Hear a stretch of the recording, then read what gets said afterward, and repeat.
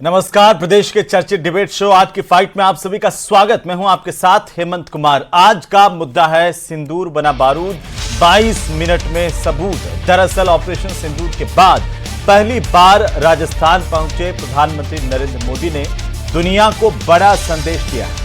बीकानेर के पलाना में एक जनसभा को संबोधित करते हुए पीएम मोदी ने कहा कि 22 अप्रैल को आतंकवादियों ने धर्म पूछकर हमारी बहनों की मांग का सिंदूर उजाड़ दिया था, उन्हें कल्पना से भी बड़ी सजा दी। 22 मिनट में 22 अप्रैल का बदला लिया।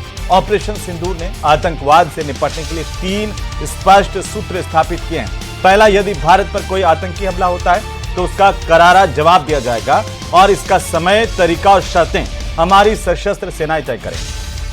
भारत ना तो परमाणु हथियारों की धमकियों से डरता है और ना ही गीदड़ भभकियों से विचलित होता है। पीएम ने कहा कि मेरा दिमाग ठंडा और हमेशा शांत रहता है, लेकिन मेरा लहू गर्म है।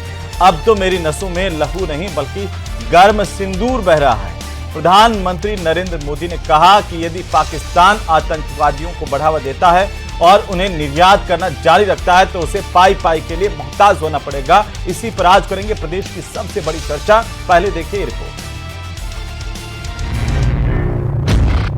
जो सिंदूर मिटाने निकले थे उन्हें मिट्टी में मिलाया है।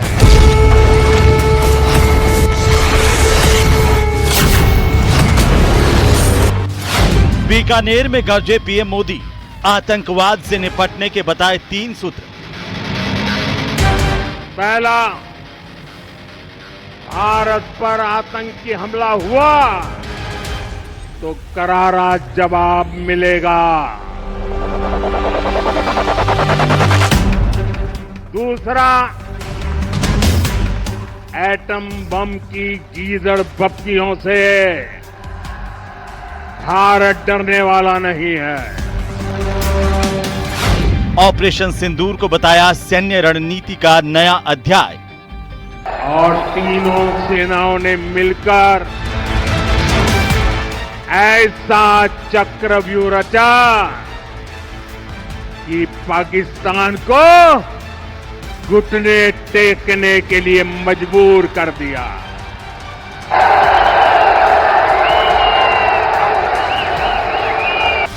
आतंकियों ने सिंदूर उजाड़ा, 22 मिनट में बदला लिया। हमने 22 मिनट में आतंकियों के 9 सबसे बड़े ठिकाने तबाह कर दिए। पाकिस्तान से ट्रेड और टॉक नहीं, सिर्फ पीओके पर होगी बात। अगर बात होगी तो सिर्फ पाकिस्तान के कब्जे वाले कश्मीर की, पीओके की।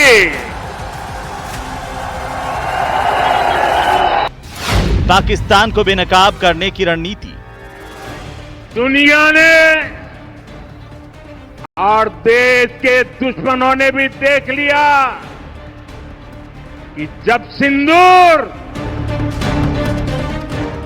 सिंदूर बारूद बन जाता है तो नतीजा क्या होता है। सिंदूर बना बारूद, 22 मिनट के सबूत। तो प्रधानमंत्री का यह महत्वपूर्ण दौरा राजस्थान का, जहां पर बीकानेर के पलाना से जनसभा को संबोधित करते हुए पाकिस्तान समेत पूरी दुनिया को कई मैसेज प्रधानमंत्री ने इस वीरभूमि से दिए। आज के सबसे महत्वपूर्ण सवालों पर एक नजर डाल लेते हैं। 22 मिनट में 22 अप्रैल का बदला क्या पूरा हो गया, ये पहला सवाल। और सवाल नंबर 2 कि न्याय का नया स्वरूप क्या ऑपरेशन सिंदूर है, क्योंकि प्रधानमंत्री ने इस बात का जिक्र किया। और साथ ही साथ आज का तीसरा और सबसे महत्वपूर्ण सवाल यह कि प्रधानमंत्री ने कहा कि पाक से टॉक नहीं, सिर्फ पीओके पर बात होगी। तो अब क्या सिर्फ पीओके पर बात होगी? क्या पाकिस्तान को उसी की भाषा में जवाब दिया जाएगा? इसके पीछे का संदेश क्या है, इस पर भी आज हम चर्चा करेंगे। हमारे साथ खास मेहमानों का पैनल मौजूद है। सबसे पहले मैं आपका परिचय सभी से करवा दूं। हमारे साथ में डॉक्टर चेतन राजपुरोहित मौजूद है, भारतीय जनता पार्टी के प्रवक्ता। हमारे साथ कांग्रेस पार्टी के प्रवक्ता राजेंद्र आर्य मौजूद हैं। साथ ही साथ हमारे साथ हैं डिफेंस एक्सपर्ट के तौर पर रिटायर्ड कर्नल शौकत अली खान साहब।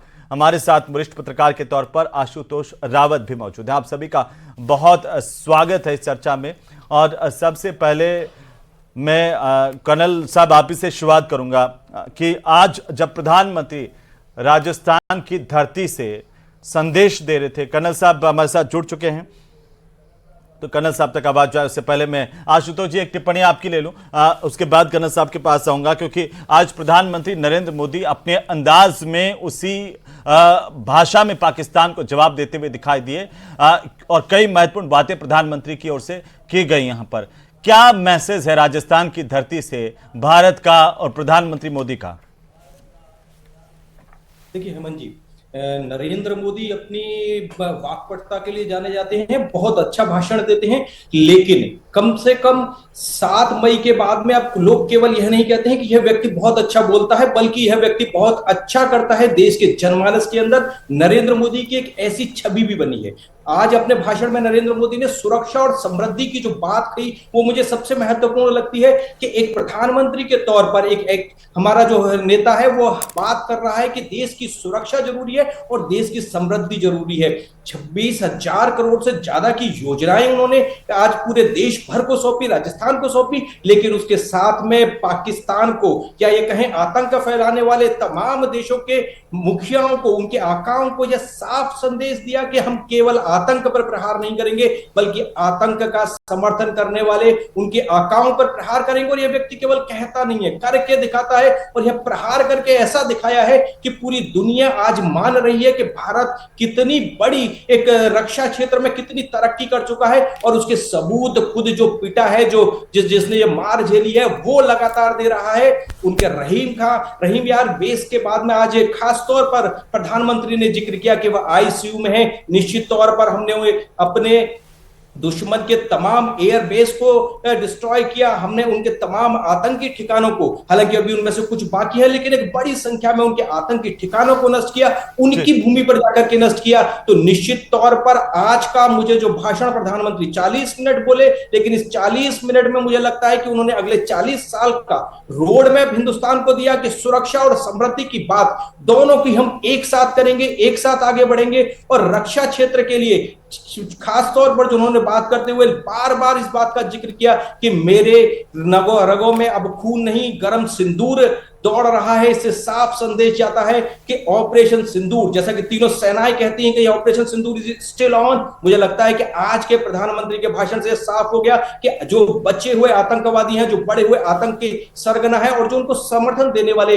लोग हैं, वो भी शायद भविष्य में बहुत जल्दी नेस्तनाबूद करे होंगे। और निश्चित तौर पर जो तीनों सेनाओं की जो ताकत है, उस ताकत का प्रदर्शन आज प्रधानमंत्री के तौर पर मैंने नरेंद्र मोदी के इस भाषण में देख पा रहा हूं। जी राजेंद्र आर्य साहब, आप कैसे देखते हैं विपक्ष के तौर पर प्रधानमंत्री नरेंद्र मोदी का राजस्थान में आगमन ऑपरेशन सिंदूर के बाद में पहली दफा, और यहां की धरती से पाकिस्तान और दुनिया को संदेश और 26,000 करोड़ की परियोजनाओं का लोकार्पण शिलान्यास?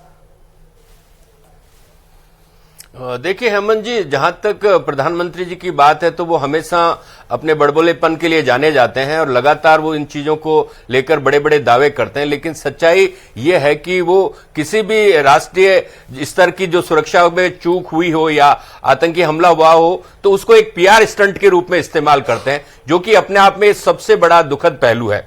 मैं एक बात कहता हूं कि छदम राष्ट्रवादी होना सबसे ज्यादा घातक है, जो राष्ट्रवादी होने का ढोंग करे, पाखंड करे। सच्चाई यह है कि सेना अपना काम करती है, सेना के शौर्य को, सेना के पराक्रम से, सेना के स्वाभिमान से, सेना के युद्ध कौशल से किसी को गुरेज नहीं है। लेकिन जब प्राइम मिनिस्टर खुद सैनिक की यूनिफॉर्म पहन के बड़े बड़े कटआउट लगा लेते हैं, पोस्टर बॉय की तरह पूरे देश में जब प्रचार कराते हैं, तब कहीं ना कहीं उनकी नीयत पे शक नजर आता है कि ये व्यक्ति हमेशा जब जब भी राष्ट्रीय चूक हुई हो, चाहे पुलवामा की बात हो, चाहे पहलगाम की बात हो, चाहे उरी की बात हो, चाहे पठानकोट की बात हो, उन तमाम आतंकी हमलों के बाद में वो अपने आप को सेना के शौर्य और शहादत के पीछे छुपाकर वोट मांगने निकल जाते हैं। तो ये सबसे बड़ा इस देश का दुर्भाग्य है हेमंत जी। मैं आपको यह कहना चाहता हूं, सेना देश के लिए सर्वोपरि है। सेना की वर्दी इतनी सस्ती नहीं है कि कोई भी बड़बोलेपन वाला आदमी उसको पहनकर ऊंचे हाथ करके ये दिखाने लगे कि मैं सब कुछ हूं। अरे भाई, आप ही सब कुछ कर रहे हो तो फिर सेना का श्रेय आप ले लोगे। आप अपना ये बताइए ना कि जो हमारे पहलगाम इलाका है या जो कश्मीर का इलाका है या जो ये दक्षिणी एशिया है, उस दक्षिणी एशिया की पाकिस्तान और अमेरिका मिलकर जासूसी कर रहे हैं सैटेलाइट के द्वारा। ये पूरा का पूरा पुख्ता तथ्य है कि पाकिस्तान और अमेरिका मिलकर जासूसी कर रहे हैं और पूरा का पूरा उस पहलगाम के इलाके में जो सुरक्षा का फेलियर आपने अपनी पहली सर्वदलीय बैठक में माना। आपने कहा कि सुरक्षा में भी खामी रही और खुफिया जानकारी में भी खामी रही, तो आपने किसके ऊपर कार्रवाई की? आपने उसकी जिम्मेदारी ली क्या? प्रधानमंत्री जी, आपने तमाम हमले इस देश के ऊपर आतंकी हमले हुए, लेकिन आपने कभी जिम्मेदारी नहीं ली। लेकिन जैसे ही सेना ने कोई काम किया उसका श्रेय लेने के लिए आप आ गए, लेकिन आपको तमाम विफलताओं की जिम्मेदारी भी लेनी पड़ेगी। आप राष्ट्रीय सुरक्षा के मुद्दे को पीआर स्टंट पे बदलते बदलते ये भूल गए कि ये देश सेना के पराक्रम और शौर्य से चलता है। आपको एक राजनेता के रूप में जो जिम्मेदारी मिली है उस जिम्मेदारी को आप निर्वाह करने में पूरी तरीके से विफल हो। आज चाइना के साथ हमारा ट्रेड है, चाइना पाकिस्तान का सबसे बड़ा सहयोगी है, अमेरिका पाकिस्तान का सबसे बड़ा सहयोगी है, लेकिन हम चाइना के साथ अपना ट्रेड खत्म नहीं कर रहे हैं। मोदी जी के आने के बाद अभी इसी हफ्ते जो रिपोर्ट आई है उसके अंदर यह बताया गया कि 114 अरब डॉलर का हम इंपोर्ट करते हैं और सिर्फ 14 अरब डॉलर का हम एक्सपोर्ट करते हैं। तो हमारा जो ट्रेड डेफिसिट है वो 100 अरब डॉलर का है। तो आज ये मोदी जी बताएं कि भाई आप मतलब 100 अरब डॉलर के ट्रेड डेफिसिट के बावजूद भी चाइना से मतलब व्यापार करते हैं, जबकि चाइना हमारी सीमाओं का अतिक्रमण करता है। आप कहते हैं लाल आंखें दिखाऊंगा, लेकिन आप उनको यहां बुला के झूला झुलाते हैं।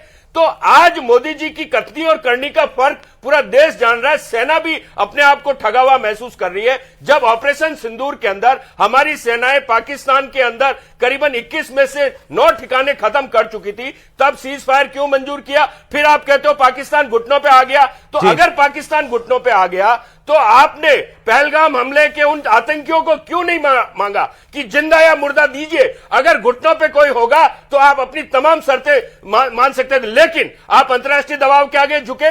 6 बार मतलब ट्रंप ने कहा कि साहब हमने इनको व्यापार की और ट्रेड की धमकी देकर हमने ये वो रुकवा दिया। अरे भाई, आपने अगर रुकवा दिया और अंतर्राष्ट्रीय दबाव, आपने इस देश की विदेश नीति को व्यापार नीति में बदल दिया है। आज आप व्यापार करने के चक्कर में इस देश की सुरक्षा को खतरा हो रहा है और तो और अंतर्राष्ट्रीय दबाव के अंदर हम इतना झुक चुके हैं कि आज हमारे पूरे दुनिया के अंदर एक भी विश्वसनीय सहयोगी नहीं है। चाहे आप यूरोप की बात करें, चाहे आप रशिया की बात करें, चाहे यूएस की बात करें, कोई भी नहीं। इवन ऑस्ट्रेलिया नहीं, न्यूजीलैंड नहीं, कनाडा नहीं, कोई भी आपके साथ नहीं खड़ा है। लेकिन प्रधानमंत्री जी बड़ी बड़ी बातें करते हैं। मैं कहता हूं जब ट्रंप ने जो दावे किए थे उनके दावों की जवाब प्रधानमंत्री को देनी चाहिए थी। एक बार नहीं 6 बार देना चाहिए था कि देखिए मिस्टर ट्रंप, अपना बिजनेस कीजिए। आपको कोई जरूरत नहीं है हिंदुस्तान के मामले में दखल देने की। आपका सब्जेक्ट नहीं है ये, और नहीं आपको किसी ने नहीं था भारत का। लेकिन प्रधानमंत्री एक बार नहीं बोले। भारत के विदेश मंत्रालय का आधिकारिक तौर पर राजेंद्र आर्य साहब, आपने जवाब शायद सुना नहीं था, वहां से ये साफ कर दिया गया था कि हम किसी की मध्यस्थता को स्वीकार नहीं करते। ये भारत का आधिकारिक जवाब तो होगा ना। और आपने आर्य साहब एक बार आपने नॉन स्टॉप बोले। सुन लीजिए, एक पॉइंट विदेश मंत्री ने तो यहां तक कह दिया कि हमने ऑपरेशन सिंदूर के प्रारंभ में ही पाकिस्तान को सूचना दे दी।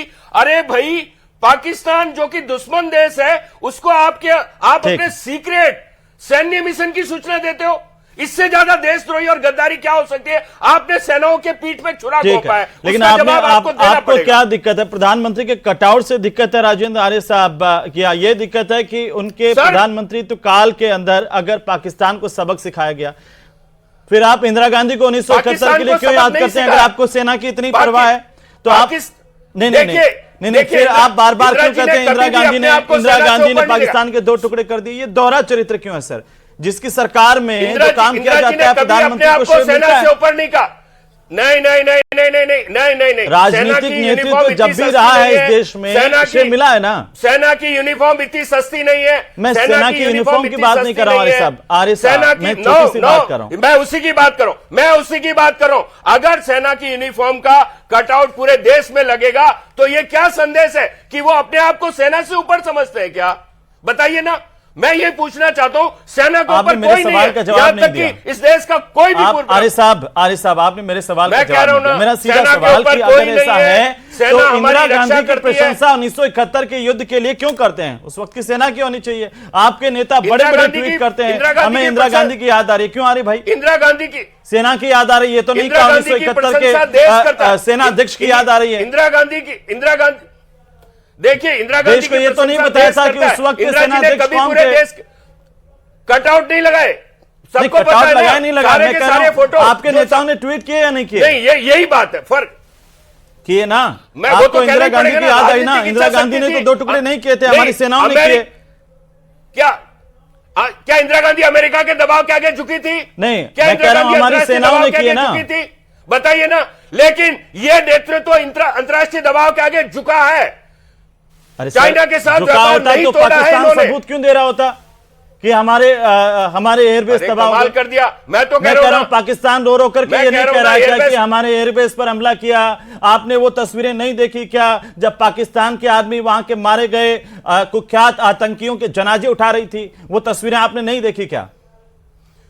तो वही तो मैं कह रहा हूं ना कि जो आप दो सेना, बात कर रहे हैं सर। जो उनके आतंकियों ठीक है। के जनाजों के, मैं दो बात नहीं कर रहा हूं। मैं कह रहा हूं कि राजनीतिक इच्छा शक्ति का अभाव है, ये आपको मानना पड़ेगा, क्योंकि एक प्रधानमंत्री तरफ आप ऑपरेशन कह के रहे हैं बाद में एक तरफ जाकर आप कह रहे हैं कि उसका अगर पाकिस्तान में तबाही मची, वहां पर 9 आतंकी ठिकानों को तबाह कर दिया गया, कई एयरबेस तबाह कर दिए गए। दूसरी तरफ आप तो कह वो रहे हैं तो सीज फायर मंजूर क्यों किया? आप वो 21 ठिकाने भी खत्म करने देते ना सेना को। आपने ठीक 9 है। ही क्यों खत्म किए? आपको पूरे 21 खत्म करने थे। ठीक है। आपने सूचना देके जवाब दे आतंकियों को भगा चेतन दिया। राजपुरोहित जी कांग्रेस पार्टी के मसूद सवाल अजहर है और हाफिज सईद भाग गए वहां से। जी। चेतन राजपुरोहित बिल्कुल जी हेमंत जी, जवाब। हर बात का जवाब दूंगा, हर बात का जवाब दूंगा, लेकिन शुरुआत करूंगा आज के स्पीच की, आज के संबोधन की। माननीय प्रधानमंत्री जी ने आज 3 महत्वपूर्ण कहा। पहला, विकास। सबसे पहले बात हेमंत जी किस पे की? प्रधानमंत्री जी ने विकास पे की। हमने क्या क्या किया? पूर्व से पश्चिम और उत्तर से दक्षिण उदाहरण देके बताया। चिनाब पुल से उन्होंने शुरुआत की और अटल सेतु के बारे में बताया। उन्होंने कहा हम विकास की बात करते हैं। 26,000 करोड़ की राजस्थान के अंदर योजनाओं का शुभारंभ और लोकार्पण किया है। आप कल्पना करिए सीमा क्षेत्र के उन लोगों के दर्द को देखिए जिनको पानी नहीं मिलता है। आप कल्पना करिए सीमा क्षेत्र के उन लोगों को जहाँ सड़कें नहीं है। आप कल्पना करिए सीमा क्षेत्र में मैं रहता हूं, मेरे को पता है वहां पे क्या दिक्कत है। प्रधानमंत्री जी की संवेदनशीलता देखिए आप। ऑपरेशन सिंदूर के बाद में सबसे पहले राजस्थान की धरती के ऊपर बीकानेर को चुना उन्होंने। बीकानेर शौर्य की भूमि है, बीकानेर भक्ति की भूमि है, बीकानेर शक्ति की भूमि है और बीकानेर ने विकास की गाथा लिखी है। और आज प्रधानमंत्री जी ने यह साबित करके बताया है। बड़ा दुख होता है हेमंत जी हमारे को, हमारे कांग्रेस के मित्र स्वागत करते, अभिनंदन करते, कम से कम राजस्थान की जनता के हित के लिए तो स्वागत करते। 26,000 करोड़ की योजनाओं का लोकार्पण किया है। दूसरी बात, 103 अमृत स्टेशनों का लोकार्पण किया है। 1300 कर रहे हैं, 1300 में से 103 कंप्लीट हो गए, आज लोकार्पण किया है। सबसे पहले प्रधानमंत्री जी ने विकास की बात की। दूसरी बात, उन्होंने ऑपरेशन सिंदूर के बारे में बताया कि सिंदूर जब बारूद बन जाता है तब क्या होता है। ये पूरे वर्ल्ड ने देखा है और पूरे संसार ने देखा है किस प्रकार से कार्रवाई की गई है। बड़ा दुख होता है जब सेना के अध्यक्ष को किसी पार्टी का नेता गुंडा कहता है। भूल गए वो दिन, कहावत होती थी भारत के अंदर, क्या कहावत होती थी? युद्ध हमेशा सेना जीतती थी, वार्ता के टेबल पर हारते थे। 1971 की घटना याद करिए आप। हमारे कर्नल को कोई आतंकवादी ने बहन बोले तब दुख नहीं होता चेतन जी? एक मिनट हेमंत जी, एक मिनट। 100 देश हमारे देश के खिलाफ यूनाइटेड नेशन में खड़े होते हैं 1971 में। आज चाइना को और तुर्की को छोड़ करके एक भी देश पाकिस्तान के साथ नहीं खड़ा। और even Muslim country, 56 Muslim country, चाहे सऊदी अरब हो, चाहे कतर हो, चाहे बहरीन हो, चाहे ईरान हो, आज सब का सब मुस्लिम कंट्री हिंदुस्तान के साथ खड़ी है। तीसरी बात मैं कहना चाहता हूं, हमारे मित्र ने कहा मोदी जी प्रचार प्रसार करते हैं, आप भी करते ना। 26/11 के अंदर आप भी हमला करते हैं आतंकी ठिकानों के ऊपर। क्यों नहीं किया आपने? 144 लोग बॉम्बे के अंदर मारे गए क्योंकि आपके अंदर क्षमता नहीं थी, आपका प्रधानमंत्री कमजोर था और आपके ऊपर सुपर प्रधानमंत्री जो बैठा था वो प्रधानमंत्री जी का हाथ बात करके बैठा था। लेकिन हमारे मुख्य प्रधानमंत्री जी ने कहा सेना को खुली छूट दी, तीनों अंगों को। नहीं, राजपुरोहित जो जी हमारे करना प्रधानमंत्री करिए, जी का, समय सबके आप तय प्रधानमंत्री कीजिए, हैं, देश के पूरे स्थान देश आप के तय प्रधानमंत्री कीजिए। हैं। पूरे देश के प्रधान, हमारे शब्द इस्तेमाल कर रहा हूं, हमारे प्रधानमंत्री, हमारे का मतलब पूरे देश के प्रधानमंत्री है, हमारे का मतलब ऑटोमेटिक अंडरस्टैंड हेमंत जी। अब आता हूं तीसरी बात पर, विरासत की बात की उन्होंने, देशनोक मंदिर आए, ये पहला मौका है देशनोक मंदिर में एक भारत का प्रधानमंत्री आया, आज तक कभी नहीं आया इतिहास के अंदर। क्यों आए हैं? क्योंकि राजस्थान की जनता का दुख दर्द जानना है, उनकी समस्याओं को मिटाना है, उनको राहत देने के लिए आए हैं। हमारे कांग्रेस के मित्र तो कह देते आज कि राजस्थान की जनता को जो सौगात मिली है उसका हम अभिनंदन करते हैं, हम स्वागत करते हैं, क्योंकि कांग्रेस पार्टी हो तो बीजेपी हो, जनता के लिए काम करने वाले हम लोग हैं, जनता को सुरक्षा देने का काम करने वाले लोग हैं, जनता को राहत देने का काम करने का है। ये आरोप प्रत्यारोप का समय नहीं है। मैं नहीं बात करूंगा सलमान खुर्शीद की, जिन्होंने कल स्टेटमेंट दिया है, कोई ने मध्यस्थता नहीं की। कौन है सलमान खुर्शीद? किस पार्टी के नेता है सलमान खुर्शीद? बताए हमारे कांग्रेस के मित्र। सलमान खुर्शीद ने बिल्कुल ट्विटर पर स्टेटमेंट दिया, किसी ने मध्यस्थता नहीं की। पहली बात। दूसरी बात, किसको मानेंगे ये? डीजीएमओ को नहीं मानेंगे, सेना को नहीं मानेंगे, विदेश सचिव को नहीं मानेंगे, किसको मानेंगे? क्योंकि इन्हीं के एलओपी के स्टेटमेंट पाकिस्तान के अंदर ब्रेकिंग न्यूज बनती है। हेमंत जी आपने देखा होगा, ब्रेकिंग न्यूज बनके, और यूनाइटेड नेशन में जो डोजियर जाता है उसमें एलओपी का नाम लिखा जाता है बाकायदा। कि देखो आगे प्रतिपक्ष के लोग ये कह रहे हैं, ये देश को कमजोर करने की बहुत बड़ी साजिश है। और ये जनता का मूड को अगर नहीं भा पाई कांग्रेस, 400 से 40 पर आई है, और 40 से 4 पर आने में भी भारत की जनता देर नहीं लगाएगी। भारत की जनता सब सहन कर सकती है, लेकिन राष्ट्र का विरोध, सेना का विरोध कभी सहन नहीं कर सकती। हम विपक्ष में हैं, हम लड़ेंगे, हम बात करेंगे, विधानसभा में करेंगे, लोकसभा में करेंगे। साहब वो यही सवाल है, आर्य साहब यही सवाल है आपके लिए कि आप अपने नेताओं की बात भी नहीं मान रहे हैं, प्रधानमंत्री की बात भी नहीं मान रहे हैं, लेकिन आपको बात माननी है अमेरिका के राष्ट्रपति, माफी मांगनी चाहिए, आपको बात माननी है पाकिस्तान के प्रधानमंत्री, माफी मांगनी चाहिए कांग्रेस पार्टी को भारत देश से। आज भाई शशि थरूर, सलमान खुर्शीद, ये दोनों आपके सीनियर लीडर्स हैं, और इन्होंने आगे बढ़कर के कहा कि भारत ने एक शानदार तरीके से न केवल कार्रवाई की है आतंकवाद के अड्डों पर, बल्कि पाकिस्तान को घुटने पर ला दिया। एक चाहे रणनीतिक साझेदारी की बात हो, समझदारी की बात हो, मजबूत नेतृत्व की बात हो, शशि थरूर ने कहा। आर्य साहब देखिए हेमंत जी, मैं आपको ये बात कह रहा हूं, मेरे जो सवाल थे उनका जवाब मेरे भाई चेतन जी ने नहीं दिया, नहीं देंगे। मुझे पता है कि उन सवालों के जवाब इनके पास है ही नहीं, यहां तक कि प्राइम मिनिस्टर के पास ही नहीं है। तो मैं तो सिर्फ इतना सा कहना चाहता हूं ना कि एमपी के कैबिनेट मिनिस्टर है विजय शाह, उन्होंने हमारी जो शौर्य विजेता बेटी है जो कर्नल सोफिया है उसको आतंकियों की बहन बताया, तो क्या उस पर इन्होंने कार्रवाई करी? क्या प्राइम मिनिस्टर ने एक बार उसके ऊपर कार्रवाई करी? फिर जगदीश देवड़ा ने सेना के लिए कहा कि सेना प्रधानमंत्री के पांवों में नतमस्तक थी, तो क्या उसके ऊपर सेना का अपमान नहीं हुआ?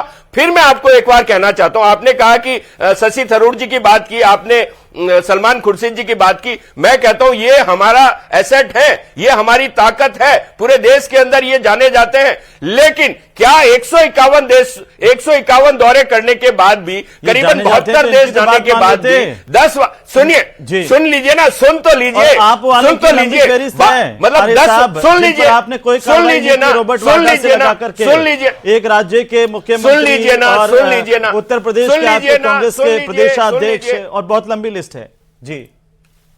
सुन लीजिए ना, मैं कह रहा हूं कि प्राइम मिनिस्टर 151 देश घूमने के बाद भी इस देश के लिए माहौल नहीं बनवा पाए क्या, जो आपको कांग्रेस के सांसदों को भेजना पड़ रहा है? आप बताइए ना, आज आप पूरे देश के अंदर सर्वदलीय बैठक नहीं बुलाते, आप छोटी सी संक्षेप आप सर्वदलीय बैठक नहीं बुलाते, सुन लीजिए, नहीं एक मिनट, आप सर्वदलीय बैठक भी नहीं बुलाते, आप संसद का विशेष सत्र भी नहीं बुलाते, आप देश की राजनीतिक दलों से बात नहीं करना चाहते, आप विदेश जाके क्या बात करना चाहते हैं? आप विदेश जाके क्या बात करना चाहते हैं? आप पहले देश में बात कीजिए, आप संसद का विशेष सत्र बुलाइए, आप सर्वदलीय बैठक में खुद आइए, आप जवाब नहीं दे रहे, आप जवाबदेही से बच रहे हैं, आप जिम्मेदारी से बच रहे हैं। ये पहली राजनीतिक पार्टी है जो अपने सांसदों का विरोध कर रही है। शशि थरूर जैसे व्यक्ति कांग्रेस पार्टी विरोध कर रही है। हम प्राइम मिनिस्टर का विरोध कर रहे हैं, हम प्राइम मिनिस्टर का विरोध कर रहे हैं। MP का हमारे विरोध साथ में करने वाले रिटायर्ड ब्रिगेडियर भारत जीवन की राजपूत पहली साहब हैं। राजनीतिक राजपूत साहब पार्टी बहुत स्वागत है आपका न्यूज 18 राजस्थान पर। थोड़ा सा देर से जुड़े इसलिए माफी चाहता हूं, आपको ले नहीं पाए। लेकिन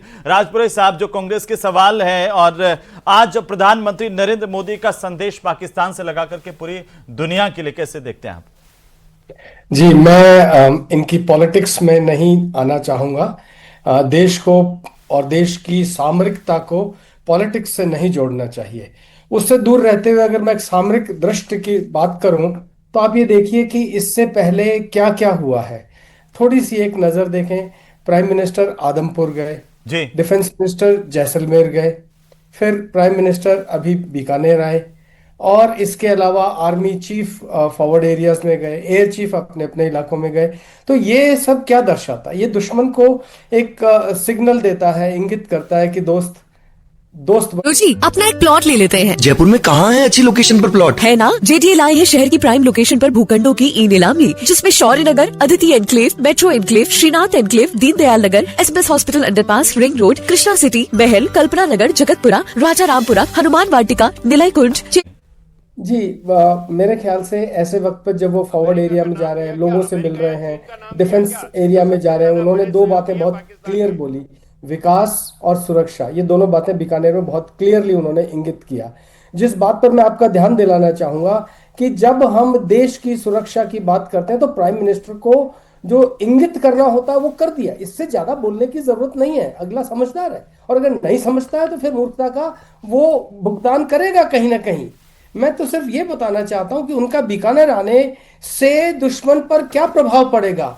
बीकानेर के सामने पाकिस्तान का सिंध और ऊपर पंजाब का इलाका है, उसके सामने वही रहीम यार खान है, 200 किलोमीटर है पाकिस्तान बॉर्डर से, उसके सामने रहीम यार खान है। वहां के एयरपोर्ट को, पाकिस्तान एयरबेस को हमने ध्वस्त किया भी किया, और वहां पर सीमा के बिल्कुल पास जाकर के हमने संदेश भी दिया। एक प्रधानमंत्री इससे ज्यादा कड़ा संदेश क्या दे सकते थे? दुनिया में अगर आप उठा करके देखें तो इस तरह के उदाहरण मिलते नहीं है जिस तरीके से प्रधानमंत्री नरेंद्र मोदी ने संदेश दिया। बहुत शुक्रिया आप सभी का चर्चा में शामिल होने के लिए।